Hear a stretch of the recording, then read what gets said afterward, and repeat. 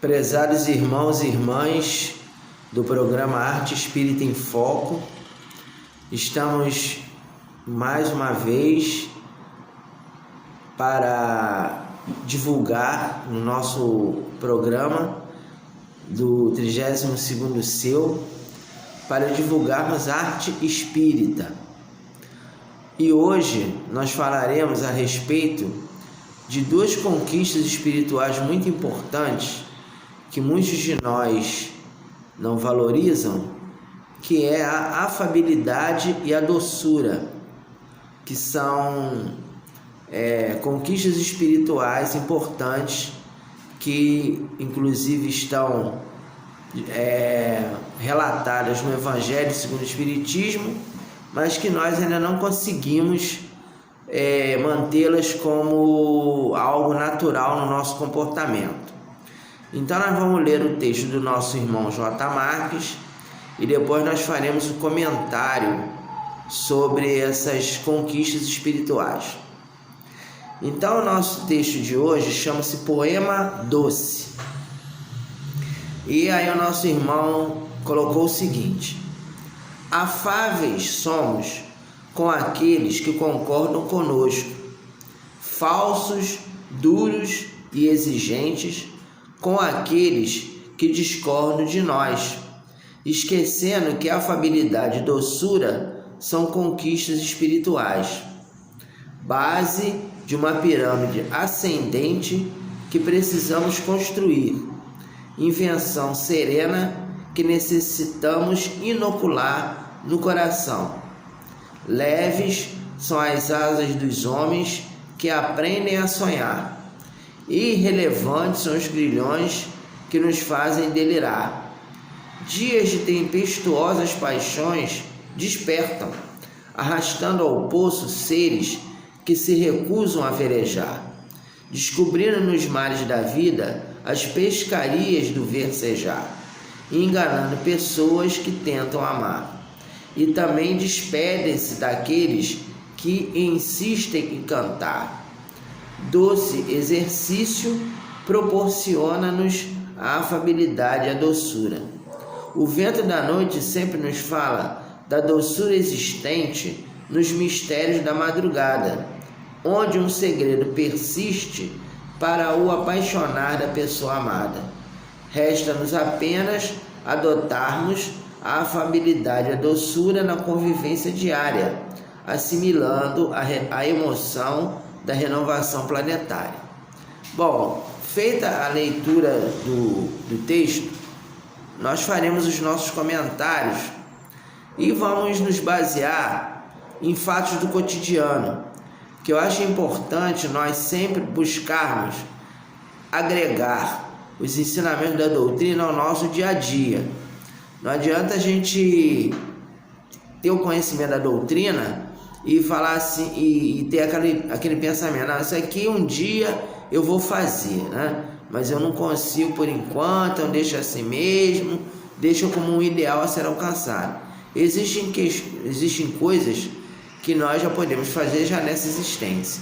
E aí nós vamos relatar dois acontecimentos do nosso cotidiano, aquele que nós conhecemos, de pessoas que nós conhecemos, para exemplificar, essa importância da conquista da afabilidade e da doçura. O primeiro foi uma pessoa que são amigos nossos, pessoas que nos relatam acontecimentos existenciais. Logicamente que eu não posso dar o nome da pessoa, que a pessoa fala conosco em particular, como um atendimento fraterno, e eu não posso ficar falando o nome. E quando a gente cita alguma coisa, eu antes converso com a pessoa e falo: olha, eu vou falar sobre a tua situação, tem algum problema? E a pessoa relata que não tem problema, então a gente vai falando que a gente tem autorização, sem citar nomes. Primeiro fato foi o seguinte: um companheiro que ele era gerente regional de uma empresa, uma multinacional, e ele desejava se tornar gerente nacional. Quer dizer, a ambição dele material era chegar ao topo, né, da empresa, tendo um cargo muito elevado. E ele, durante esse período que ele estava buscando conquistar esse posto, ele não podia ser, na visão dele, né, ele não poderia ser afável e doce com ninguém, com funcionário. Então ele era aquela pessoa exigente, que dava bronca em todo mundo. Vocês sabem que nessas empresas multinacionais de vendas, né, tem aquela questão que você tem que ter uma meta a ser alcançada, uma meta de venda. E aí ele era aqui do Rio de Janeiro, ele exigia que o Rio de Janeiro sempre estivesse em primeiro lugar, para ele poder chegar lá a ser gerente regional. Então os outros estados sempre ficavam abaixo do Rio, e ele cobrava muito dos funcionários. Ele não era aquele executivo tranquilo, né, calmo, sereno, não, ele era na base da bronca. Ele estava sempre dando bronca a todo mundo, e muitas vezes ele depreciava pessoas, usava termos pejorativos. Quando a pessoa não fazia o que ele queria, ele mandava embora mesmo, despedia sem muitos remorsos. Então passou a vida dele toda assim, até que chegou um momento em que ele ia conseguir atingir o que ele desejava, que era ser gerente nacional da empresa. Estava tudo encaminhado para ele ser gerente regional da empresa. Aí, no dia da posse dele, que ele seria empossado como gerente regional, ia ter uma cerimônia. Ele estava muito feliz, a esposa dele também muito, a família, né, reunida e tal, e tinha uma festa à noite. Só que aconteceu um fato. Naquele dia ele teve um infarto. Ele infartou. Estava se preparando, ele estava tão emocionado, tão contente, se preparando para a festa, e aí ele infartou. Foi levado ao hospital, a festa foi suspensa. Ele precisou ficar afastado do trabalho. Ele queria voltar, mas o médico recomendou que, se ele voltasse, ele teria um outro infarto que poderia ser fatal. Aí deu a ele uma dispensa médica, e aí ele voltou. E quando ele voltou, ele imaginou que iria assumir o cargo que ele desejava, só que não. Uma outra pessoa, um outro colega dele, mais jovem, já tinha assumido o cargo, e ele continuaria ali naquele cargo, né? Então aquilo ali para ele foi uma decepção, foi uma como se diz, uma facada, como a gente diz vulgarmente, né? Foi uma facada nas costas. Aí ele foi lá, o colega falou: olha, meu fulano, não fui eu que fui culpado por isso, a empresa que determinou que eu ficasse nesse cargo. Eu até falei que você iria retornar, mas eles não quiseram aguardar, e falaram que por eu ser mais jovem, eu estava mais apto do que você a ficar nesse cargo. E ele já trabalhava lá há anos, ele entrou lá como office boy. Na época, acho que agora já nem existe mais esse cargo de office boy, né? Mas naquela época existia, isso já tem alguns anos. Bom, aí o que acontece? Aí ele não ficou satisfeito, né? Aí voltou aquela rotina e tal, não sei o que. Aí, um determinado momento, houve um corte de funcionários na empresa. A empresa disse que estava precisando cortar as gorduras, e houve um corte de funcionários. E ele entrou na lista de pessoal que ia ser cortado, né? E aí ele ficou totalmente descompensado, né? Aí ele foi à instância superior, né? Tinha um gerente nacional, mas tinha representantes da empresa que eram americanos, norte-americanos, que periodicamente vinham aqui no Brasil para ver como é que estavam os negócios. E aí ele foi falar com eles, falando assim: olha, como é que pode? Aí falou, né, que se dedicou a vida toda à empresa, e que é injusto que que ele ia processar a empresa. Aí falaram para ele assim, olha, o fulano. Aí o dono da empresa, né, que estava aqui no Brasil, um dos sócios da empresa aqui no Brasil, falou assim, olha, fulano, calma, vamos conversar. Acontece o seguinte, a nossa empresa está fazendo um trabalho de inteligência emocional. Então, o executivo moderno, ele tem que ser alguém que não pressione indevidamente, emocionalmente, a equipe. A liderança não é aquela liderança que você determinava de ser uma liderança impositiva. Você é uma pessoa muito competente, mas você não tem inteligência emocional. Você tem uma atitude muito dura com os funcionários, você é injusto com os funcionários e por isso você vai ser demitido. Porque a nova filosofia da liderança, uma liderança com equilíbrio, uma liderança que você conquiste o funcionário, que não para o funcionário trabalhar satisfeito com a empresa e não ver na empresa um inimigo, alguém que queira agredi-lo. E você é de uma escola antiga em que você acha que o trabalhador só deve funcionar sob pressão, e por isso você vai ser mandado embora. Aí ele foi mandado embora. Aí o que ele fez? Ele pegou o fundo de garantia dele. Ele já estava numa idade já para mercado de trabalho que ele não ia conseguir mais emprego do jeito que ele desejava. Já estava com 50 anos. Para mercado de trabalho, 50 anos já é idoso, né?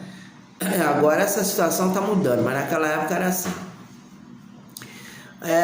E ele, o que ele fez? Ele pegou o dinheiro e comprou uma pousada. Ele foi lá na região dos lagos, comprou uma pousada, e aí a vida dele mudou totalmente, porque ele foi morar num lugar mais tranquilo, ele se acalmou, ele pôde viver mais com a família, e ele conseguiu entender essa situação da afabilidade, da doçura. Tendo uma vida mais tranquila, tendo uma vida menos estressante, ele conseguiu compreender essa questão daquele que tem que procurar ter uma convivência pacífica com aquelas pessoas que o cercam, em especial com os funcionários. Aí ele estava lá na pousada e aí, num determinado momento, chegou aquele companheiro que tinha ficado no lugar dele como gerente nacional. Aí falou, fulano, que bom te reencontrar, olha, você agora está aqui nessa pousada e tal. Aí ele perguntou, como é que está lá na empresa? Ele falou, olha, meu amigo, realmente está muito complicado, porque eles mudaram a filosofia de você pressionar menos o funcionário, mas o que está acontecendo? Eles estão desviando dinheiro público para a empresa. Eles fizeram licitações superfaturadas no governo, né? E estão desviando dinheiro público.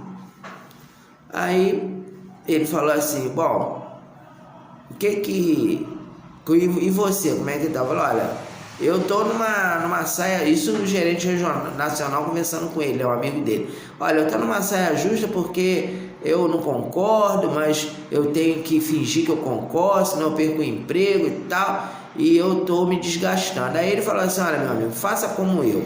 Quando você puder, você pede demissão, muda de área, vai para uma área diferente, faça uma coisa diferente, porque senão você vai acabar infartando como eu e a empresa não vai reconhecer o seu esforço. Então, essa primeira acontecimento nos leva à compreensão de que, para que nós tenhamos afabilidade e doçura, nós temos que fazer uma reforma íntima. Nós temos que abrir mão, às vezes, de ambições materiais e priorizar as ambições espirituais. É lógico que se você está numa empresa, você vai fazer de tudo para você ter um cargo elevado, para progredir na empresa, para ganhar bem. Então isso não tem problema nenhum. Agora, você não pode deixar de lado a ética e nem você pode deixar, que era o que o companheiro lá, de certa forma, estava sendo pressionado a fazer, porque ele tinha que ver superfaturamento de dinheiro público, ele não podia falar nada, tinha que assinar embaixo. E aí e na hora que desse problema, ele que ia ser culpado, né? Que sempre é assim, na hora que dá problema, não, foi o fulano de tal que assinou, eu não sabia de nada. Então ele estava sendo pressionado a isso. Então ele tinha que abrir mão, né? Quer dizer, nós temos que abrir mão de determinadas situações materiais de conforto para priorizar as questões espirituais. E o companheiro que montou a pousada, ele reconheceu que realmente ele era uma pessoa injusta. Ele reconheceu o erro dele, ele se arrependeu do que ele tinha feito com os funcionários, da maneira pela qual ele tinha conduzido aquela administração, né, própria dele, aquela metodologia, porque ele vivia estressando os outros e se estressando até que eclodiu num infarto.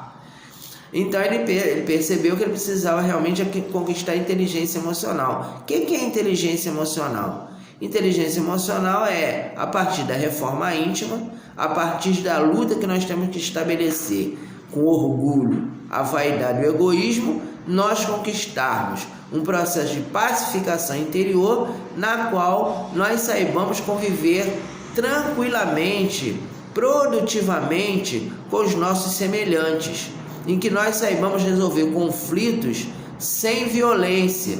Existe uma diferença entre nós sermos enérgicos e nós sermos violentos. Nós verificamos que Jesus, em várias ocasiões, ele era enérgico com os fariseus, mas em nenhum momento ele era violento. Então nós temos também que levar isso em conta, né? Nós temos que procurar usar de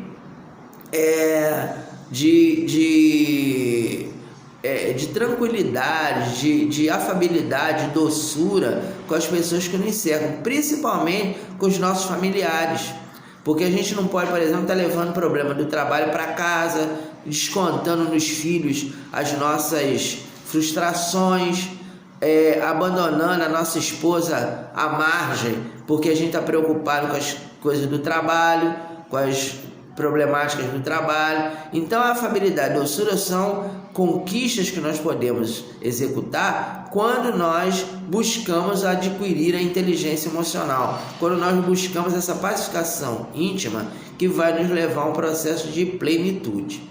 E o acontecimento que eu ia relatar para vocês é mais ou menos semelhante, que era um companheiro também que ele tinha um cargo de chefia e havia muita disputa entre os funcionários. Ele não conseguia, era aquela briga, aquela competitividade, aquela coisa. Aí o que ele fez? Ele sugeriu diariamente, antes do começo do trabalho na empresa, as pessoas lerem a Bíblia, né? Ele estava lidando ali com evangélicos, com católicos, com espíritas. Ele é espírita, mas ele falou assim: olha, vamos ler a Bíblia antes da gente começar a trabalhar, aí vamos fazer uma prece. Aí ele criou esse hábito. E aí depois da Bíblia passou para o culto do evangelho, que o pessoal perguntava assim: eu não entendi isso aqui da Bíblia. Aí ele abria a Bíblia ao acaso e aí caiu uma passagem, aí lia. Aí no início era só a leitura e pré. Depois uma pessoa falou assim: não entendi isso aqui, você podia me explicar? Aí ele começou a comentar e aquela leitura e aquela prece vão no culto do evangelho de mais ou menos 15 a 20 minutos antes do início do trabalho. E a partir daquele momento a equipe começou a ser mais homogênea, começou a terminar aquelas disputas que haviam entre eles, e eles perceberam que a ambiência espiritual mudou. E aí outros setores de outros núcleos, né, vieram perguntar: o que está acontecendo aqui com vocês? Que vocês aqui não brigam mais, tá todo mundo na boa, todo mundo tranquilo, né? Todo mundo amiguinho aí, o que está acontecendo? Aí ele contou, e aí acabou que muitos outros líderes, né, da empresa começaram a fazer isso, começaram a chegar: a gente pode participar aí da prece com vocês? Aí ele, né? Então esse outro relato é para nos mostrar a importância da prece e do estudo do Evangelho, do estudo dos ensinamentos de Jesus, para que nós conquistemos a afabilidade e a doçura. Porque quando a gente ora e quando a gente estuda o Evangelho, o que a gente ainda não consegue fazer, nós relembramos através dos ensinamentos do Cristo e procuramos conquistar. Para nós fecharmos o nosso comentário de hoje, nós trouxemos uma página evangélica intitulada Os que seguem Jesus. A gente vai ler aqui para vocês e vamos encerrar o nosso comentário de hoje. Certo dia, um homem disse a Jesus: Mestre, ensina-me teu poema, e eu o levarei até o fim do mundo. Jesus respondeu: O poeta divino não tem lugar para responder, para repousar a sua cabeça. Eu construí o meu poema no rochedo da alma, lá onde nascem os sonhos, lá onde os pássaros ensaiam seus voos, lá onde a beleza inventa elegias. Para que eu te ensine meu poema, é necessário também que tu construas emanações de poesia no rochedo da tua alma. Dessa forma, a raposa tem seus covis, e os pássaros dos céus têm seus ninhos, mas o poeta divino não tem lugar onde repousar a sua cabeça, porque a sua moradia encontra-se no rochedo da alma. Disse-lhe outro: Senhor, antes de seguir-te, deixe que eu vá enterrar o meu pai. Jesus observou: Teu pai não está morto. Não vês o sol da imortalidade bafejando o teu sonho? Não vês que o adormecer transformou-se em canção, despertando o olhar de infindáveis horizontes que cantam no amanhecer? Teu pai não está morto. Dedilha a harpa divina no portal da beleza, pedindo ao vento que leve seu cantar aos confins do mundo. Por isso, deixa aos mortos o cuidado de enterrar os seus mortos. Vem e torne-se o meu cantor. Um outro disse-lhe: Senhor, eu o seguirei, mas antes permita-me que eu me despeça dos meus familiares. Jesus o alertou: Aquele que toma em suas mãos o arado da poesia e olha para trás, não pode ser meu poeta. Aquele que toma em suas mãos o arado da poesia precisa encaminhar-se resolutamente pelas trilhas do destino, lançando ao solo árido da vida semente de amor, capaz de despertar em painéis de estesias, suaves emoções cravejadas com os brilhantes eternos da felicidade. Assim alertava Jesus aqueles que o seguiam. Então, meus amigos, até a próxima, que Jesus nos abençoe.